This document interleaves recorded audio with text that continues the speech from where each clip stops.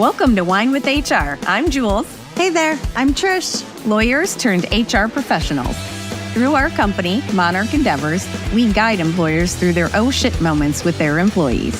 In this podcast, we will discuss some of the most common and commonly frustrating HR problems while enjoying our favorite adult beverage, wine.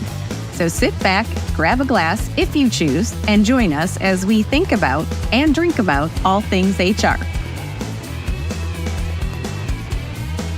Welcome to this episode of Whine with HR. It's hard to believe, but summer is over. The kids are back in school.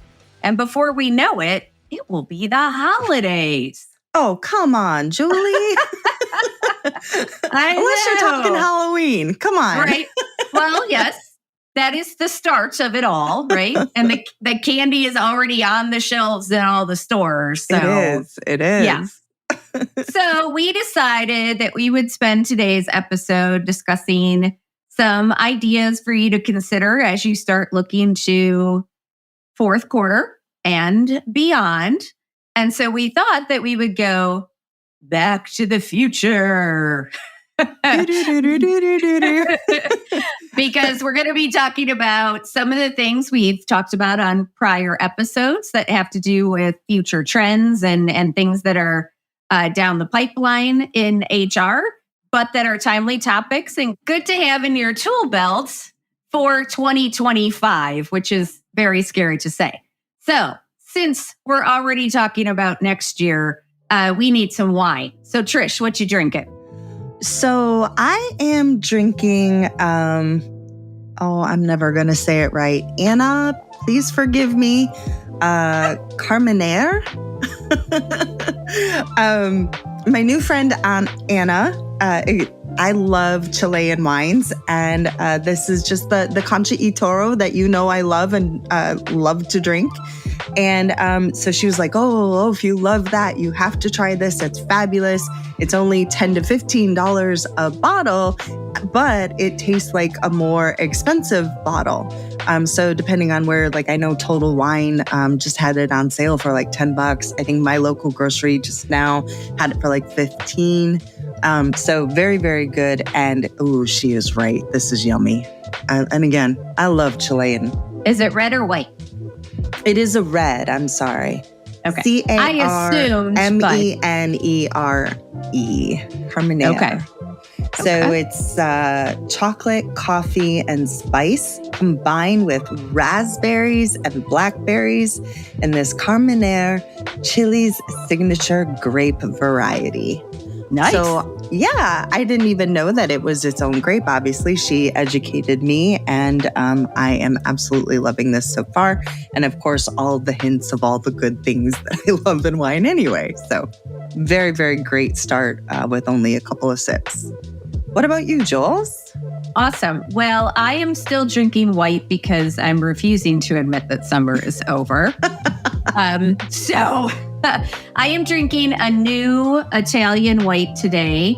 I think it was this season that I had one from, it was called like Bellacello or something like that. Yes. And it was this lovely Italian wine that I had found at a really cool wine store on the east side of Cleveland called Vino Type. And I went into Rosie's here in Lakewood, which you know and love well, I know. Love Rosie's. Yes. So Rosie's is a wonderful wine store in Lakewood, Ohio. Whoop, whoop.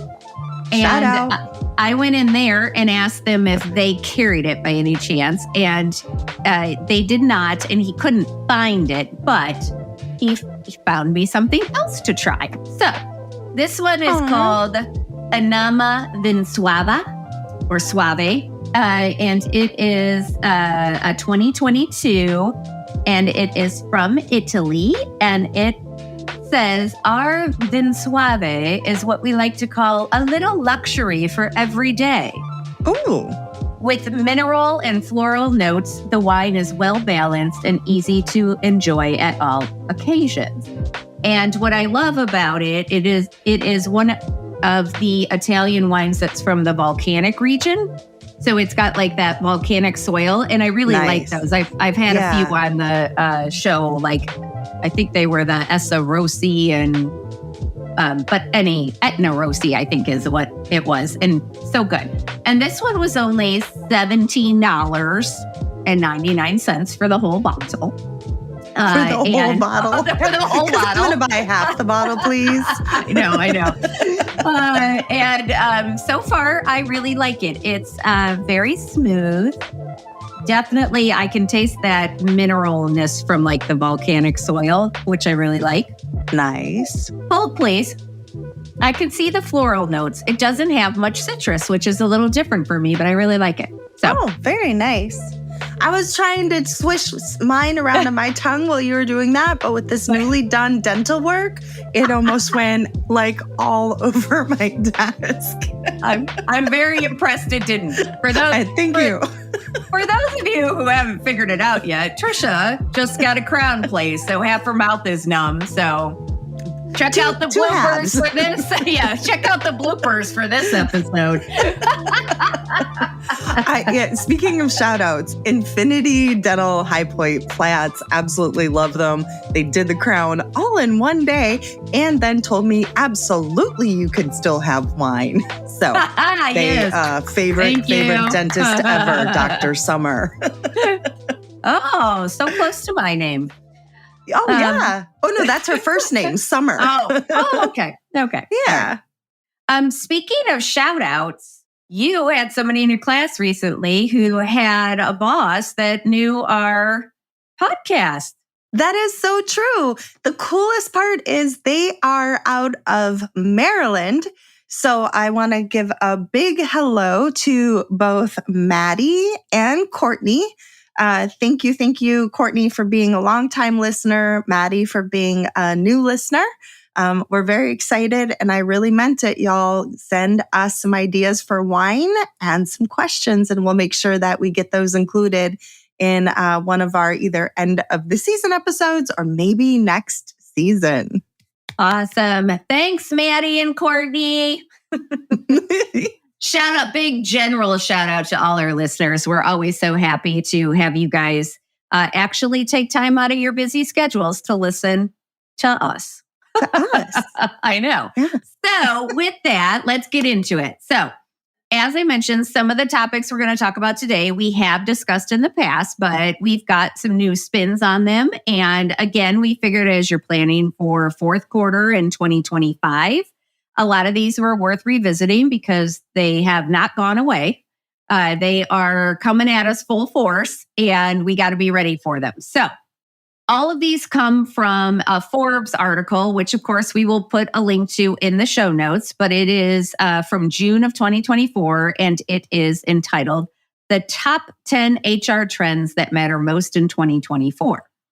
And I'm going to give you a quick rundown, and then we're going to talk about each of them more individually with our comments, suggestions, cautionary tales for all of them. So, of course, we have artificial intelligence because it's everywhere and you can't escape it. So, no. So that's number one. Then we have career development and mobility, hybrid work environments, a blended workforce, alternative schedules, increasing importance of cognitive skills, financial well-being for your employees, which I thought was super interesting and comes with some great stats, right? Yes. Chief Artificial Intelligence Officers. Can you imagine if that was your title? I'm the chief fake smart person. Oh, that's not quite what that means. Yeah, but I like it. And then the last one is sustainability as a retention tool. So all good things, and let's dive in. So Trish, where do you want to start? So I really want to start with the 4-day work week. I don't know if you all have heard about that UK study, but I remember hearing about this on NPR like last year or something. And they were talking about this pilot program where they had 61 companies. And with that, they did what they called an 80-100-100 model. So they dropped the hours worked by 80%, but they kept 100% pay and 100% productivity. And I think that's the part a lot of employers miss, especially when they're talking about this. They don't realize that we're still talking about keeping productivity the same, even with that reduced amount of hours worked. And here is the coolest part. 56% of those that were involved in that study intended to continue that 4-day work week, citing actually an increase in productivity and an decrease in employment attrition. This to me is so exciting. You hear people talk about it all the time, about the amount of time that gets wasted or about the amount of time that I could do this job in half the time if they would just let me go home. Well, now we're starting to listen. So some of research, some more stats that are fun. 1,301 workers, that's when they did the research amongst, and they found that 41% of both frontline and knowledge-based workers want flexibility when they work.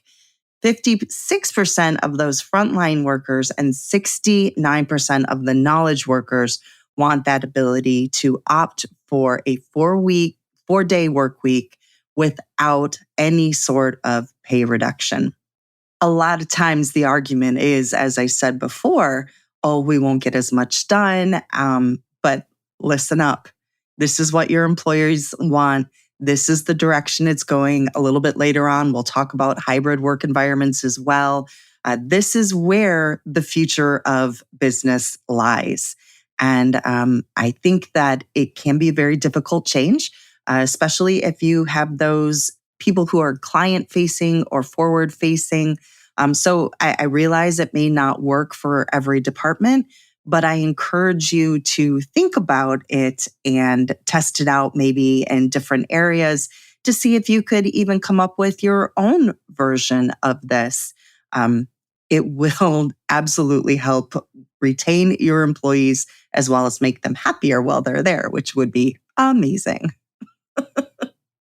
Yes. What did you think about this one, Jules?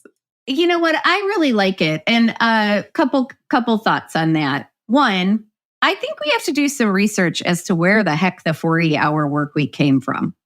I never really thought about it until just this second. But seriously, it's a case of one of those, are we doing this because it makes sense or because it's what we've always done? And I'm pretty sure it's because it's what we've always done. I agree. Yeah. So we'll have to look into that and we'll update everybody on a future episode. But also, it reminds me of this thing I saw on some social media site about this boss was relaying that she had gotten a time off request. The employee had said something like, hey, I need to come in 2 hours later on whatever day. And the boss was like, okay, fine. And she was like, don't you want to know the reason? And she's like, no, you're an adult. I don't know. I don't need to know why you need to be 2 hours late that day. As long as you get the work done, I don't really care when you do it or where you're doing it. Now, again, that doesn't fit every job because there are jobs where you have to be physically present and, you might be making a product and you have to be on the line or whatever. But for a lot of jobs, what does it matter? If somebody is super productive for 4 hours in the morning and they get what would take somebody else 8 hours to do done in that 4-hour time period, what do you really care? Yeah, absolutely. Yeah. So I think we just have to start thinking differently about the way that we work. Like you're paying them for the value of what they're getting done, not the time they're sitting in a chair. Oh, Julie, that's a mic drop moment. It is so true. Will and I talk about this all the time because we always joke, he can get more done in a 4-hour day than most people get done in a 7 or 8 hour day. And he's like, and this is one of the reasons he works for himself. He's like, why would I go work for someone else and then have to sit there and twiddle my thumbs and get everybody else angry at me because I get everything done so quickly? Yeah. So, yeah. And I would say, that's something that for those of you who are out there and you do have more task-based versus project-based, you actually may be able to use this model as well. when you start thinking about it, if I pay you per job versus per hour, if it takes you, fewer hours and you still do, there's a quality control thing in there, Yes, right? We have to yes, have that yes. quality in there. But hey, if you can do it in 4 hours versus 8, then good. Enjoy the rest of the day. Right, right.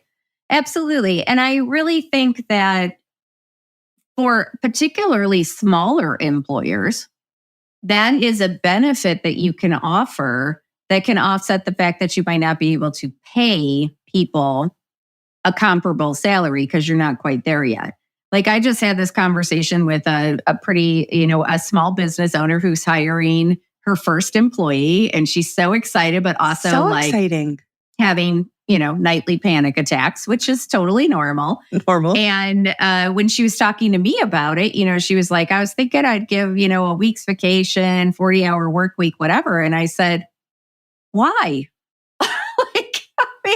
Is that because that's what you think is normal? And she was like, yeah, isn't that what you have to do? And I was like, no. And like for her, it doesn't necessarily make sense because it is a knowledge-based position.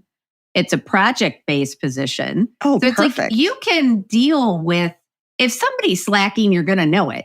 And making them work 40 hours isn't going to make them slack less. No. Not at all. They're just going to be more creative in their slacking. Yes, exactly. And how they slack. Exactly. Yes, So I think it's a great idea for those workplaces where it will work.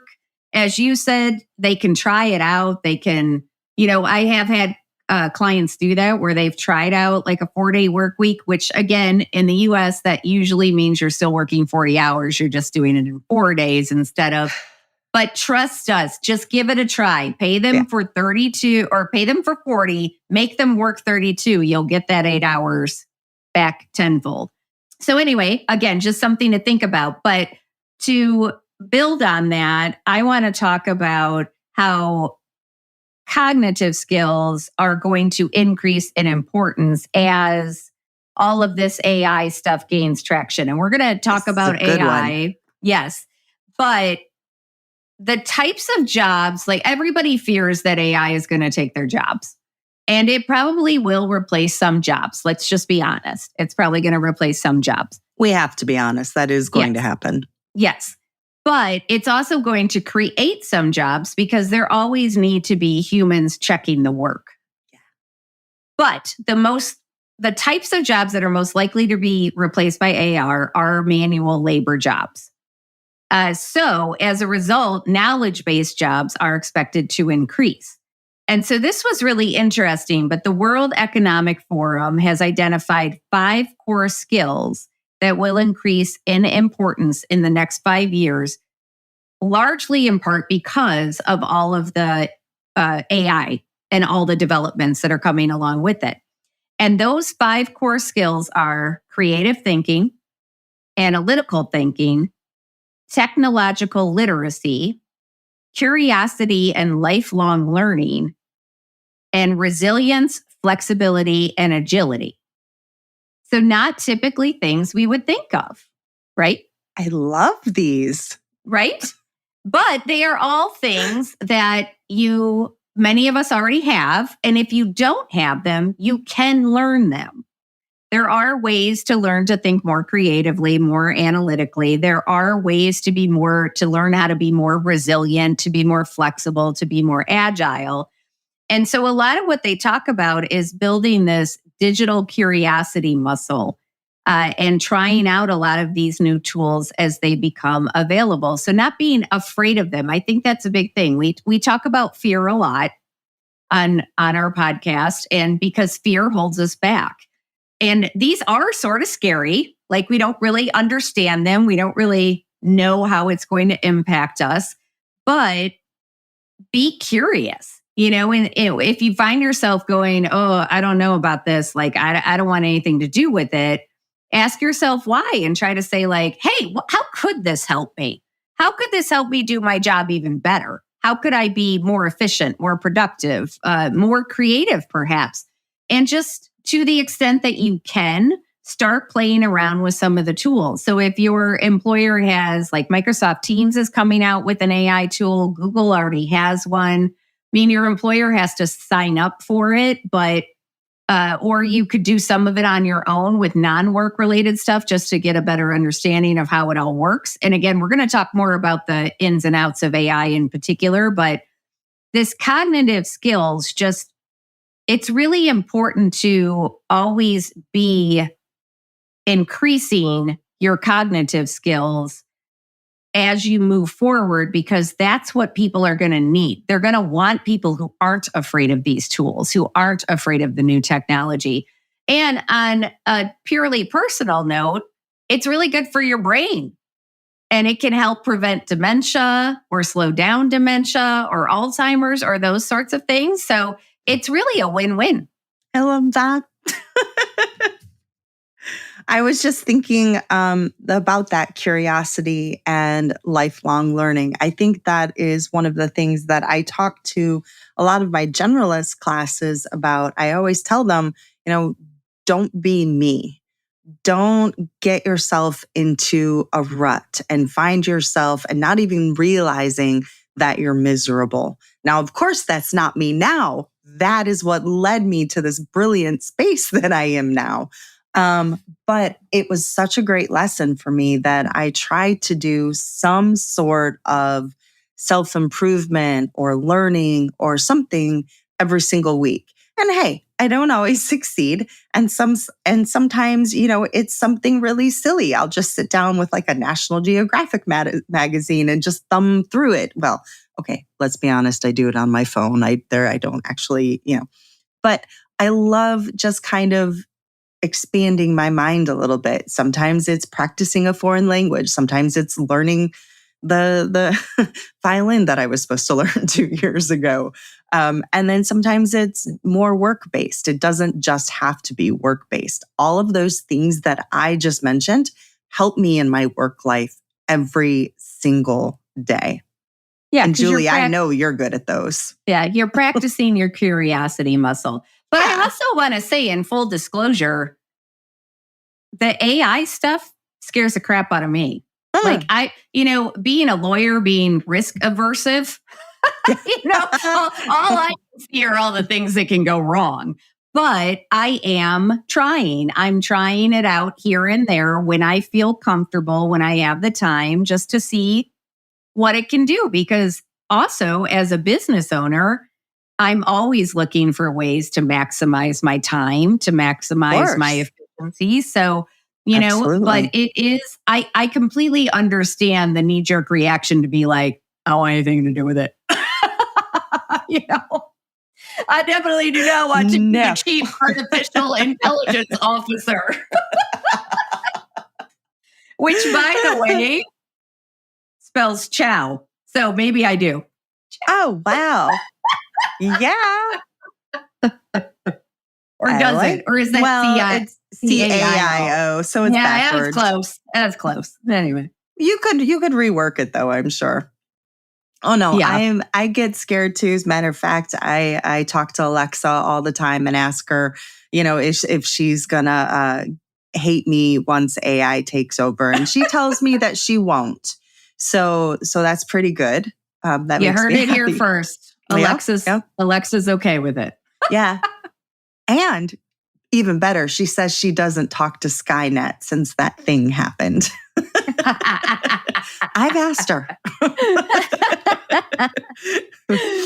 All right, before I get us off on too big of a tangent, let's actually talk about what the AI in the workplace. So the one that the title of this section is Generative AI is your new work buddy. So what we're talking about is it's not just going to be humans in the workplace anymore. It's going to be humans and the digital, they call them workers. I don't know that weird. I'm comfortable with that term yet. I don't. Digital help, digital assistance. I know that. Yes. Whatever. Yeah. And I realize it's semantics, but it does help us get used to it. So I'm going to go with assistants or apps or something like that. But those who are adopting those tools, as you mentioned earlier, I think they're doing some really, really great things, especially if they're using it to help improve their workforce, which is kind of where you were going and where we're going to go a little more here in a little bit. But I love that idea of helping to improve our workforce. However, even though it can help us, we also have to be very aware. I heard you pour.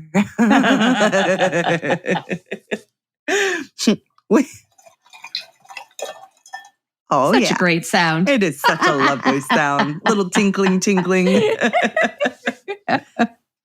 I shouldn't use the word tinkle. No, everybody's going to not. run to the restroom now. They're going to be like, darn it, I'm driving. How dare you?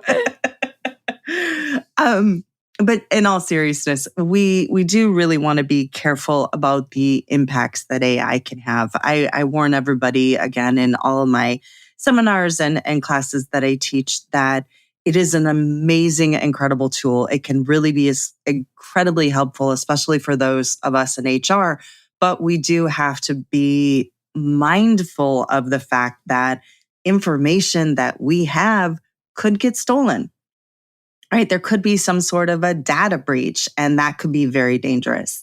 Not only that, the biggest thing that I get concerned about is this impact where biases can come in.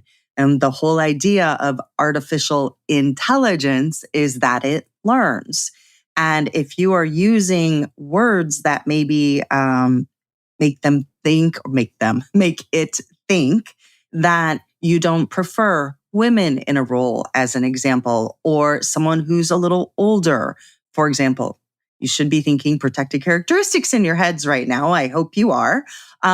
If it starts to think that the words that you've chosen show that you prefer a particular type of employee, and then you hire that type of employee, your AI learns and says, oh, okay, in the future, then I'm not going to bring anybody else in that doesn't fit those parameters.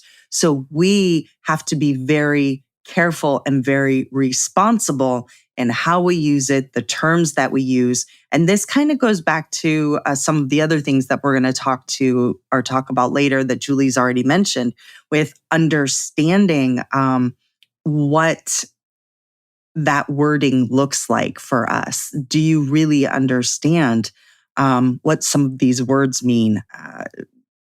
So what I'm trying to say is what the word you mentioned earlier, technological literacy. That is what we have to make sure that we are paying attention to, so that we don't inadvertently shrink our applicant pool and have this unintended impact on particular segments of our society, because that would be putting us backwards, not forwards.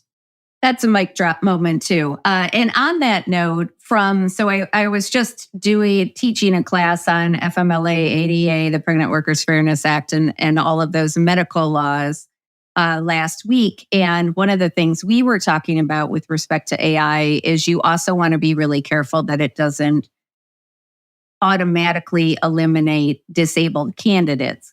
Now, that could be because, exactly like you were saying, that you're putting parameters in there that might unintentionally exclude people with disabilities, but also things as simple as if you're setting up an AI chatbot, and I say as simple as if I have any idea how to do this, but what else? Right.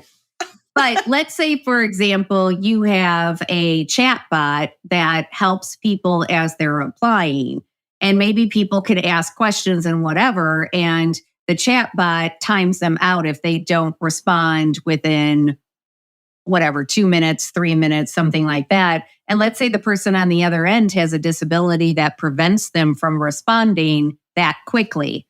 Then you could inadvertently be excluding people that have disabilities because your chatbot program is not accessible enough for those individuals. One of the attendees in my class last week, intent versus impact. Yep. I love that term, or term. terminology. And I think that's true. We have to make sure that, of course, that's not our intent, but the impact could be there. That's huge. Yeah. Yep. Yeah. And so the other thing about generative AI is that it's going to impact how you as managers and HR professionals lead and your company policies and procedures. And one of the other things we have to think about is security, confidentiality, ethics around AI and using AI. And so one of the things is that companies are going to need to provide training on AI. And again, around ethics, security, best practices. So for example, if you just use the free chat GPT, whatever you put in there becomes part of the public domain. It's not private. So, if you're putting in a company policy or a customer or something or other and saying like, create a summary for me, that's now out there in the universe. So you got to be really mindful of that. And as a company, you've got to have policies, procedures, best practices around that. I kind of missed that. I didn't realize that. Yeah. I only know that because of another project I'm involved in where we're trying to get, where we use AI, but we're trying to figure out, how to get the most out of it. And that's one of the things we learned is if you use the free version, you can pay for versions that have more security. But obviously that's going to be done on a company level, but that's something, a lot of people don't know. So that's something that's really important to think about.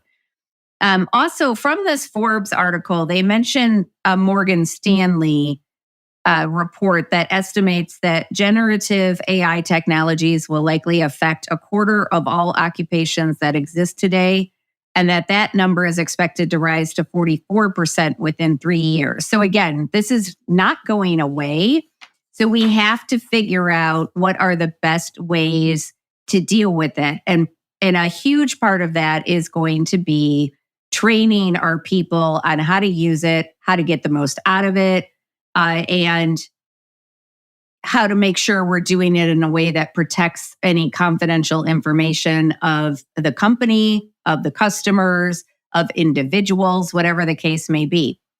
But one of the exciting opportunities is that if you are a manager and an HR professional listening out there and you have been like, you know what, I'm getting a little bit bored. I want to figure out how to make myself indispensable at this company or indispensable in my field. This is one of those ways. Start learning this stuff. Take the initiative, put together a policy. I'm sure that you could probably Google, AI policies in the workplace and get something to start with. But trust me, if you start taking the initiative and you start putting this stuff out there, then you're going to become the expert and your company is going to be looking to you. And that could be something you can leverage if you ever need to move on or, want to go out on your own or whatever the case may be. So this provides a lot of opportunities for people as well.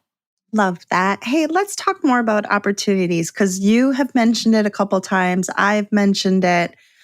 We talked about that fear a little bit already. I think I want to go now. Again, Julie has already touched on this a bit, but that fear of obsolescence that she mentioned earlier, that survey from EY.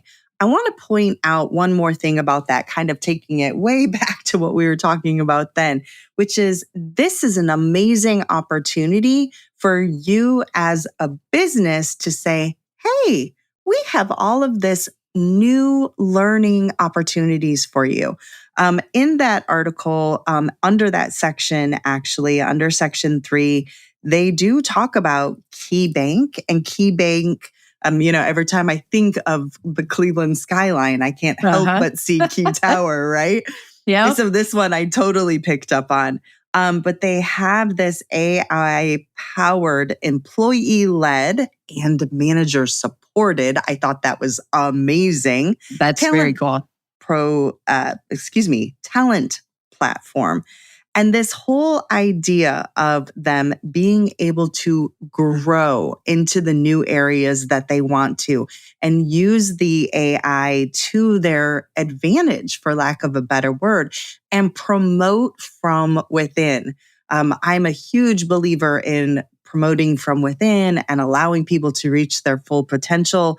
And so for me, this gets me in all the good feels, right? I'm like, this is amazing. We can get them the training, the education they need. Julie, do you remember that the one client that we had, and there was a gentleman who was real actively involved. And then he found out that there was a manager training program and he had never been asked to be a part of it. And he was gone within a couple of months. Mm-hmm. And I think like, wow, if they had something like this, they could have really done something special with that particular employee. And so I think that this is an awesome way to help people grow. Plus, you're also giving them that control that people desire. Hey, it isn't because you go out to lunch with, or you go to the golf course with, or you do whatever with someone. These learning, development, growth, stretch opportunities really put it into your employees' hands. That control also is going to make them feel more valued. It's going to make them want to stay with you. So I just wanted to kind of reverse and touch on that a little bit more too. Well, I think that it's really important because in that section in this Forbes article, which again, we will put the link in the show notes, but that survey from Ernst & Young reported that 75% of employees are concerned that AI will make certain jobs obsolete, and 2/3 say they fear it will be their job. So imagine being that employer who says, we get it. Like, this is scary. Yes, we're going to try to adopt it because we think there are a lot of benefits to it, but we want you to be a part of that. We want you to help us figure out the best ways to use this new technology and to help us figure out what our best practices are going to be. Like, think about how different that sounds than like, hey, we've got this new tool and y'all got to figure out how to use it by X date. You know, it's very different. It's got a very different feel to it. So I think that that's really important. And then, you know, like you said, that speaking of like creating a committee that is employee led and manager supported also shows them that you're not trying to replace them. You might be changing what their role looks like, but you're not trying to get rid of them. Empowering them. Yep. So on that note, I want to wrap up sort of the AI stuff just by talking about, we've mentioned it a few times, but this Chief Artificial Intelligence Officer, which I agree, they got to come up with a better name because that's just not great. But it makes me snort. I know. I liked your chief fake smart person. I like that. So yeah. But anyway, first of all, let me give you a stat. So LinkedIn reports that 44% globally and 57% of US organizations say they don't have a policy or guidelines or any training about how to use these new tools. So again, that need is there. Oh, my heart. I know somebody's going to have to figure it out. And for all you HR folk listening out there, you know, when they don't know who to give it to, they give it to HR. You know, that's what happens. Yes. So again, it's an opportunity though. And if you're a manager out there listening, you could volunteer and they will gladly hand it over to you, I am sure. So only 11% of mid-sized to large organizations have added this chief artificial intelligence officer role to their leadership teams. But it's just going to become more necessary as we move forward. And the idea is that this person would be in charge of figuring out those guidelines, those best practices, and how to use AI in a safe and ethical way as it becomes incorporated into the workplace. So again, the opportunity is there, it is one of those situations where you can probably make yourself indispensable pretty quickly if you are at the forefront of it. So just something to think about. Oh, yeah. And that ability to like write your own ticket and design how it's going to work, that could be super fun. Yeah, absolutely. Absolutely. Do you love news about LinkedIn, Indeed, Google, and just about every other recruitment tech company out there? Hell yeah. I'm Chad. I'm Cheese. We're the Chad and Cheese Podcast. All the latest recruiting news and insights are on our show. Dripping in snark and attitude. Subscribe today wherever you listen to your podcasts. We out. So, Jules, can we go back to the hybrid environment thing? Sure. I'm thinking that's where I feel like going back to next. I don't want to let this go. Let's move away from AI. Yeah. Phew, I didn't want to lose anybody in the middle either. Right. Right. Back to humans. Let's go back to humans. I know. Aw, keep the human in human resources. Mm-hmm. Mm-hmm. Oh, wait, I'm going to keep the wine in Wine with HR. Yeah. Hold on. Listen. Oh. There we go. Music to my ears. Well, with that important task done. Yes. I do want to talk a couple of stats. Shocker, because I didn't feel like I've gotten enough stats in today. No, I think I've been giving them all. What's up with that? Which I don't know. We're switching roles for today. Let's start with this one. An ADP survey of 32,000 workers reports that 64% of workers would consider quitting. I'll make sure I emphasize that. Yeah. 64% of workers would consider quitting if asked to return to the office full time. That's 64%, y'all. Yeah. So those who do allow choice or remote or hybrid work environments, they have actually had revenue growth 4 times faster than their counterparts who are more stringent about office attendance. And then another study by Boston Consulting Group and Scoop Technologies found that fully flexible firms that are either completely remote or allow employees to choose when they come to an office, they increase sales 21%. Just that one change increased sales 21% between 2020 and 2022. Y'all, if this didn't convince you, let me give you one more thing here. The companies that are more remote friendly, they have the ability to hire faster. Oh, and shocking. And from a wider geographic area, they also have a higher rate of let me try that again. They have a higher rate of retention. I need attention, apparently. Or intention. Yeah. What are the other? Their employees intend to actually work. Yes. I love that. But I do have another cautionary tale. It's one of the reasons why I think the EEOC has gone to considering adding that pay information back on the EEO1 forms.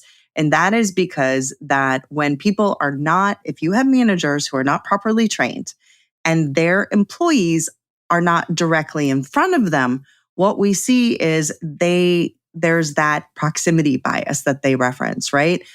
They don't get the promotions. They don't get the pay raises because your managers are favoring those people in front of them. So if this is what you guys have, or if this is what you're trying to go to, you need to look and have like a come to a meeting of the minds moment and really look and see, has this impacted people's performance ratings? Has it impacted their salaries? Because you guys you listened to our Equal Pay Day podcast. And if you haven't, please go back and check it out. This is a big deal. And what we're finding is that now it's not for everyone. I'm being a little overgeneralized here, but it does bear repeating because it was a stat I read that it's those who are part of historically marginalized communities and women that are typically the ones who, at least at first, were really wanting to work from home. So if you're seeing this separation and you're not seeing this growth from those communities, then you have a problem and you need to go back and retrain and really define what working looks like to you. Your managers, as they say, need to go from walking around to, connecting with people. They say connecting across geographies. I like connecting with people. That's one of the things I think Julie and I do a pretty good job of when we're doing our virtual classes, connecting people. Well, in person too, we do it. So, yeah, I think this goes back to are we insisting on people coming back to the office because it's what we think the workplace is supposed to look like? Or is it, she gave me an extra mic drop sound effect there. Or is it because that's what makes the most sense? And I feel like this push for a lot of companies to make people come back 100% or 3 days a week or whatever the case may be, a lot of that is because they spend a lot of money on the office building. And they're like, we sunk all this money in right before COVID. And then, nobody could be there for years. And now the offices are sitting empty. And I get it. Again, as a business owner, I get what it's like to invest in something and not see the return on that. But at the same time, you got to look at all the numbers, right? Like if you force everybody to come back and you lose 64% of your workforce. You can't even say it without laughing because you're like, oh my God, this is devastating. Right. Which again, it's probably not going to be quite that high, but still, even if you lost 20 or 30% of your workforce because they were like, no, I'm not doing that anymore. Yeah. I know there's a different way. How quickly is that going to eat up what you spent? Well, and how easily do you think you can replace them and replace that institutional knowledge? Right. So there's a lot of things to think about. And I think we just are encouraging people to really take a step back and say, why are we insisting on this? Because that is not going to be the way that people are going to agree to work in the future. Good or bad, and a lot of times it's both. COVID has changed the way we work forever because it has shown us that there are different ways possible. And people aren't willing to go back now that they know they can work just as easily and probably better and faster while they're throwing a couple loads of laundry in. I would like to say there had to be at least one darn good thing coming out of COVID, and that is it. Right? After all of the down from it, that is pretty darn amazing. I personally am a big fan. Yes. And so on that note, I want to talk about one other thing, which is that and we talked about this in a prior episode, but how the workforce is more blended now. It's a blend of full-time employees, part-time employees, contingent workers, and these digital workers or bots. I will only accept the term digital workers if they are in the form of those cute little robot dogs. Then I'm good. Right? Oh, totally. Right? Yeah. I never thought about that. Okay, I could accept that. Give me a robot dog or a robot cat. Of course, the cat probably isn't going to do much. Just judging by my actual living being, like cats, right? Yes. Yeah, they're not going to be very helpful, but whatever. But as long as they're cute, that's fine. Oh, you have paper on your desk. Let me push it off for you. Yeah, or sit on it. One or the other. Yeah, one or the other. Yep. But so again, we talked about this in a prior episode this season about how companies are taking advantage of freelancers, of fractional positions, of all of these ways to make things work in a different way. So there was a study out of Statista, which sounds like a company right up your alley, Trisha, because it's all about stats. But they report a growth in all sectors, interestingly enough, except full-time workers. What? With part-timers growing from 20 million in 1990 to 26 million in 2022. And contingent workers. So part-timers and contingent workers are forecasted to be half of the U.S. workforce by 2027. Wow, that is fast. Right? I know. That's very I knew fast. it was coming, but that is really fast. Right. And I think part of what we're realizing is that if you need somebody with a specific skill set, you don't necessarily need them 40 hours a week. Right. And you don't necessarily need, and they may not want your your benefits, your 40-hour work week, all the crap that comes along with working as a full-time employee. They may want more flexibility because they may be doing the same thing for other people. So I think the biggest thing to take from that is, again, number one, don't be scared about it. Figure out how it can work for your company, your teams, but also this requires different management skills. So because our listeners tend to be managers and HR professionals, this again presents an opportunity for you to figure out how you can manage these part-timers and these contingent workers and using these digital tools. Be on the forefront of that. Figure it out. Figure out how to do it. And people are going to be looking to you for that expertise. So an interesting stat, 81% of companies in a recent Harvard Business Review Analytical Services survey reported that contingent workers were important to their organization, but only 38% said that their organization was effective at managing them. So again, if that is Julie, a skill, can I do a plug? Yeah. If that is a skill, hang on. If that is a skill you can figure out, Trisha, plug away. If you can, good luck. I'm very impressed by it. But if you can't, why don't you sign them up for Monarch Endeavors new and improved Manager Boot Camp. I am just beyond excited. Anyone who follows Julie and I on LinkedIn or any of our other socials, you know that we're expecting to have this fully up and running. We're in beta testing now. I love the sounds of that. We sound so cool. We're in beta testing now. But we really stand behind this program. We have put our hearts and souls into this, and I think that it will help anybody become a more effective, more confident manager, so that not only can they grow, but they can help their teams grow as well. So just a shameless, completely shameless little plug there.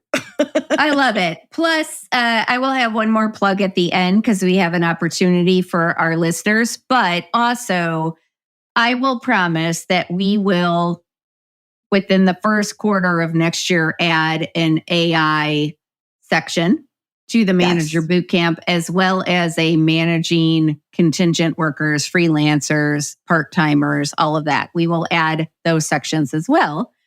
Because we want to keep on top of this and at the forefront of it as well. Absolutely. Okay. So we have two final topics to discuss. And Trisha, I'm going to throw it to you to choose one, but we have holistic financial well-being of our employees and for the organization's sustainability record for attaining and attracting and retaining talent. So, all right. You get first choice. I love both of these. Two things that are near and dear to my heart. But I think you were pretty excited about the holistic financial discussion. So I will, because I love you so much, leave that for you. And because I love the environment so much, I am perfectly fine with taking that one. So let's start with a stat again, because that's the best way to do it. Research by IBM Institute for Business Value found that 70% of workers and those in the job market are drawn to environmentally sustainable employers. And almost half of these workers said they would take a lower salary to work for. This is bonker booze to me, and it makes me want to throw a party. Wait, did you just say bonker booze? I did.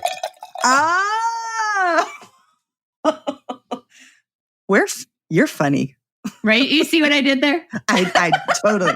I'm picking up what you were pouring down. Yeah. Oh, this is a bad one, everybody.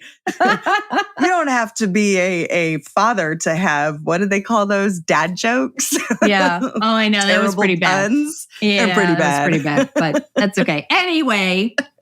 So almost half of these workers said they would take a lower salary to work for an environmentally and socially responsible organization. So that's where we were going with that. And you guys, this just makes me, like I said, I'm so ecstatic over this because for me, sustainability initiatives, anything having to do with the environment is top notch. So what are you doing? I was reading something about, I mentioned National Geographic earlier. Yeah. So I was reading this article about mushrooms and robotics. Like, the mushrooms tell the robots what to do. It's mind blowing. I know it's crazy town, but this Have they is smoked the mushrooms? No smoking involved. They direct the mushrooms, or the mushrooms direct the little things on how to move, because they stop. I'm sorry. I'm a child of the 70s. I can't. This is just going all sorts of Scooby-Doo mystery van vibes, just acid all over the place. I don't know. Well, I am obsessed with mushrooms. I do. I think they are the way of the future, and they're amazing. The way they communicate with one another. If we could communicate like mycelium, the little things that connect the mushrooms underground, it'd be rock and roll. So, they're fun guys.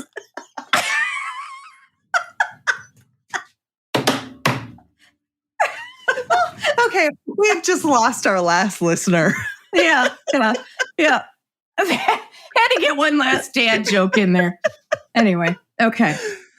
Oh, okay. So, okay, Julie and I are obviously really enjoying this section, but it is also incredibly, incredibly important for you. Listen, a lot of those young folk that are coming into the workplace right now, they're not messing around. They look around and they believe in climate change. They believe in the impact that we as humans are having on this planet. And they you know what? I don't want to go to Mars. You go to Mars and we'll stay here. We want this planet to work. So if you want to be able to attract, retain the best employees, I am begging you, start looking into sustainability initiatives and pay attention to this. Again, I'm going to go back and say it one more time. 70% of workers and those in the job market are drawn to environmentally sustainable employers. Do your part and work with this wonderful, wonderful new group of young people that are coming in, because they, not to sound like the children are our future, but they are. They're the ones who are going to take care of you. They're going to take care of me, and they have a really good handle of what's going on. So find those practices and stick with them. Yes. And in all seriousness, I know we had a couple good laughs there, but what I found not most surprising, but it was a good reminder for me reading those statistics is that we have a tendency because of the way things are portrayed in the media to think that this is like a really divisive issue, right? Like that most like half the population doesn't believe in climate change and the other half does, and it's a 50-50 thing. And those stats say it is not. No, it is not. And that it is really a more generally accepted premise and that it's important to a lot of people. And so I think that is really important to underline again, just that Trisha already gave the 70% one, but almost half of those workers said they would take a lower salary to work for environmentally and socially responsible organizations. I love that so much.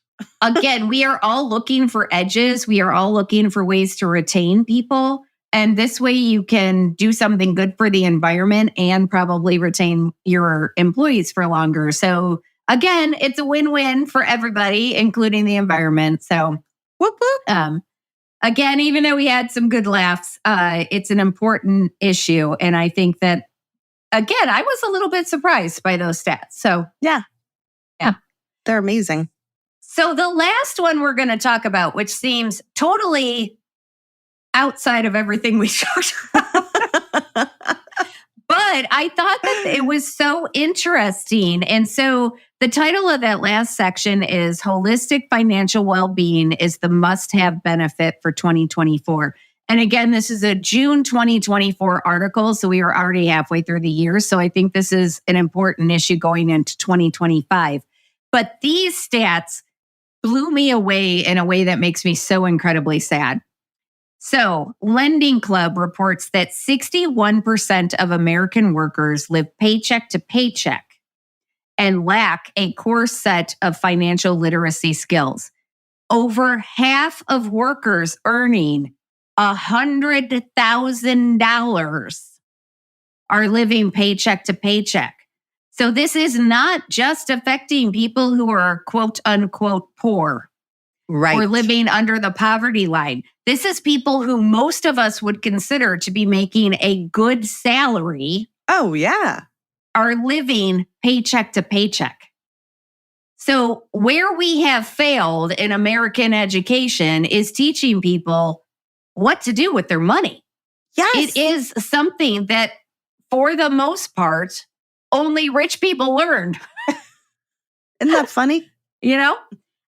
So this is it's a benefit that it's an opportunity for companies and organizations to have tools for their employees, to have financial counseling, to have customizable savings plans, to teach their workers how to save so that they are not part of these statistics, so that they know that when they show up to work every day, that it's actually, they're building something for their future, that one day they're going to be able to retire. You know, I said to somebody recently, like, it saddens me that you see a lot of Uber Eats drivers or DoorDash drivers or Instacart people that are easily in their 50s, 60s, 70s, you know? Yeah. Oh, yeah. And that really saddens me because I hope by that point I don't have to do something like that. But at the same time, this person said to me, but isn't it great that we have that for them? And that is totally true. But again, I feel like if we had taught people financial literacy skills, right? You know, just like we taught them how to add and subtract and, you know, write papers and grammar and things like that, that we wouldn't be in the situation we're in. But most people do not know what to do with their money. They don't know how to save. They don't know how to set it aside. They don't know how to make it increase. And if you can give that gift to your employees, again, retention, wow. right? Retention, loyalty, just peace of mind. Your employees are gonna start to feel more secure, which is going to only help your bottom line because they know you cared enough to offer them these tools. You got to be careful about it. Like, yes, you can have general workshops on it, but if you can offer like individual anonymous financial counseling, sort of like if you have an EAP, but it's, for financial planning, or it's for like some of those other things where they can do it, nobody else has to know about it, but it could be really helpful. I always say, because I have people push back on when I talk to them about this kind of stuff, and they say, oh yeah, okay, you come up with where we're going to do this then. You find the money for us to do this. And I'm like, do you offer a 401k? Right. Because you have a broker or someone that you work with that does that. Negotiate that as part of the plan that they give, and maybe even just an hour's worth of financial counseling to everybody a year. You are giving them so much money. They're making so much money off of you. I know, I was in that industry, right? Yep. And so they're making some money off of you. So hello, why don't you negotiate that as part of their thing? And again, as Julie said, watch that retention, watch that growth. Yep. And the one thing I would add to that is just make sure that when you're talking to them about it, because that is 100% true. When I was at my first law firm, our broker from our 401k would meet with anybody, any of us. Yeah. And I would meet with him regularly. And I think that was part of I don't think the law firm had to pay more for that. But the one thing I would say is they typically tend to focus on the high earners. Of course. So what you want to negotiate is that they come meet with everybody. Everybody. That's everybody. Exactly. Yep. And if they don't, number one, again, as Trisha pointed out, you're giving them a lot of money. So ask for it. And if they won't do it, you can find somebody who will. There are a lot of financial planners out there who understand that they want to work with somebody and nurture that relationship so that later down the line, they get that they're going to have money at some point. So exactly. You can find people. So it's worth putting that investment in. Like our dear friend Lisa, who's so amazing at financial planning. Exactly. Yes. Hi, Lisa. Yes. Because she listens. Yes. But again, think about what a gift that is to your employees. It's not just for today. It's for their future. It's so that they can retire and enjoy whatever they want to do in their retirement, whatever that looks like for them, but that they can actually conceive of a date when they can retire. And they can do that because you helped them. You taught them how to prepare for that moment and how to get there. And even if you have employees that are like, I'm never going to retire. I know if you retire, then that's it. You're done within a year or two. Okay, fine. But what about the security for travel in the meantime? What about security to be able to, oh my gosh, we have to replace our car, or we just had our AC go out when it was 98, 99 degrees outside the other day. Okay, having the security to be able to say, no problem, I can either replace or at least afford to fix that and limp it along for another year. Yep. Mm-hmm. Right? So, yeah. Yep.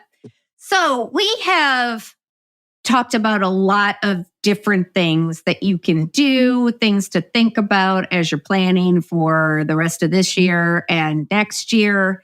And we hope that it has really been thought-provoking, and that you really go back to your organizations and you start bringing some of these issues up and figure out ways that you can start implementing some of the things we've talked about, or creating some committees to look at them, whatever the case may be.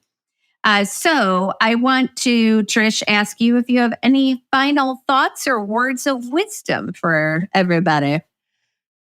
My final thoughts are, thank you, everybody, for putting up with us this episode. No, just kidding. Especially the bad jokes. Yes. No, I'm super excited because I can finally feel my mouth again. Yay! And I managed to not spill anything on me, which is pretty impressive. That is I impressive. figured it was going to dribble out at some point, and I was afraid Yeah. to use a straw. So All right. So how's your wine treating you? it's delicious. You know I love the Chilean wines anyway, but this might be one of my new favorite grapes. I think that you're going to like it, and we're going to have to try it together. Okay. When we see each other, hopefully very, very, very soon. Yes. I also am loving my wine. And I mean, I feel like we never go back on the wine after we've been drinking it the whole episode, but I really do like this one. I think it would go very well with salmon, Oh, nice. shrimp, any sort of Nice. seafood, and probably also the other white meat, pork, The other. and vegetarian dishes. I think it would be a nice complement to all of those. So I keep thinking of something to cut like a salty dish, but I'm not quite sure what I'm thinking, because what I have in my mind is like this nice charcuterie board or something like that, more so than a meal. But that's what I'm feeling with this. Lots of little. What about short ribs? Oh yes, I could totally see that. Yep. Yeah. When you said Funny salty, enough. that's what made me think of it. And I know this is going to sound a little cliche or boring, but like the little street tacos, but the little like the fish tacos. And I know it's red versus a white. I understand that, but I feel like if you had like a spicy street taco with the fish, this would be really, really good. I don't know. Embrace change. Try new things. Yeah, there you go. But cheese, definitely. Blue cheese, amazing. I could probably eat a whole chunk of blue cheese with this. So anyway, you all, thank you so much for bearing with us today. We hope that we have set you up well for 2025. We still do have a couple more episodes this season.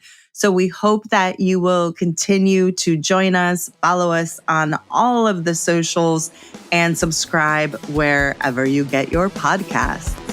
Tell your friends. Cheers! Cheers.